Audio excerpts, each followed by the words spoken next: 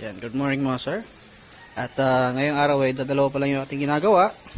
Isang Click 150 na PMS. Yung PMS natin dito sa ginagawa na sa motor na to ay napipihit yung kanyang ignition knob. Kumbaga kahit walang remote, ayan, pwede mo nang pihitin yung motor. Pwede mo nang mapailaw yung kanyang panel or may unlock yung lock kapag nakalock yung motor.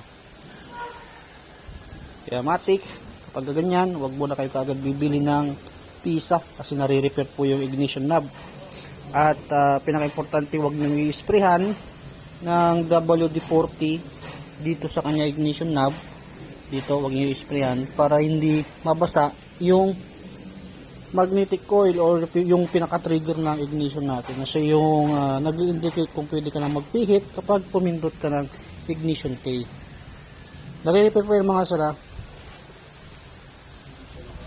Hindi yan disposable. Nare-repair yan. Yung sa iba, ayan, pagka nag-lock or napipihit na ng kusa, yan, gusto palit bago. Mahal din kasi yung price niyan. Nasa 3,000 ata mahigit din. Plus labor mo pa. Nare-repair naman yan. At least dun ka na lang sa napipihit yung ignition nito. Ay, yung key. Yan. Kahit walang remote, pwede mong ikutin. Ngayon, medyo natanggal na natin yung kalawang. Kaya ngayon, napipihit mo na siya.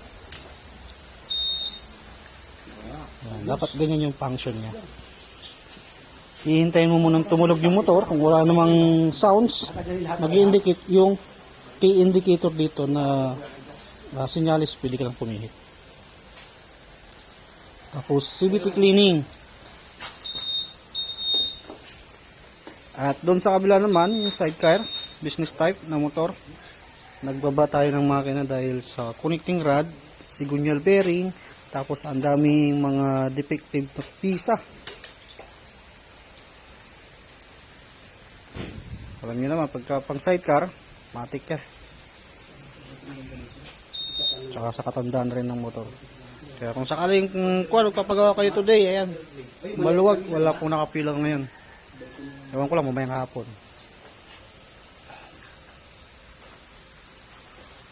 Tsaka, kung mayroon dyang issue, pagdating sa kalampag, ayan, mayroon ako sa inyong maibibigay na sigunyal. Nag-iisa. Kahit collecting rod pa. Kalampag, collecting rod, ayan, mayroon ako maibibigay sa inyo para makatipid kayo sa gastusin sa motor ninyo.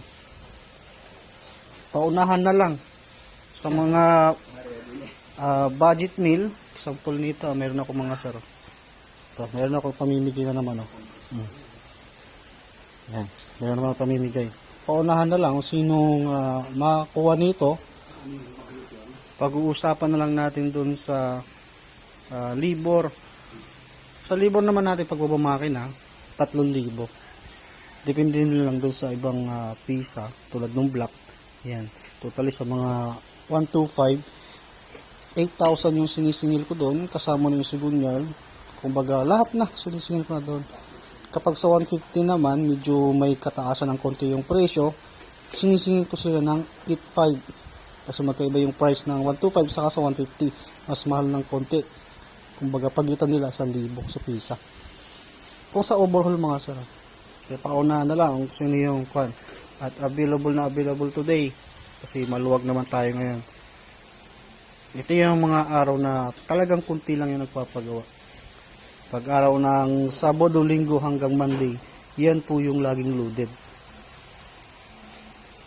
At tatatulan din kaming ngayon, mekaniko. Yung dalawa kasi, si Kapulong may sakit at yung isa naman mayroong pinuntahan na importante.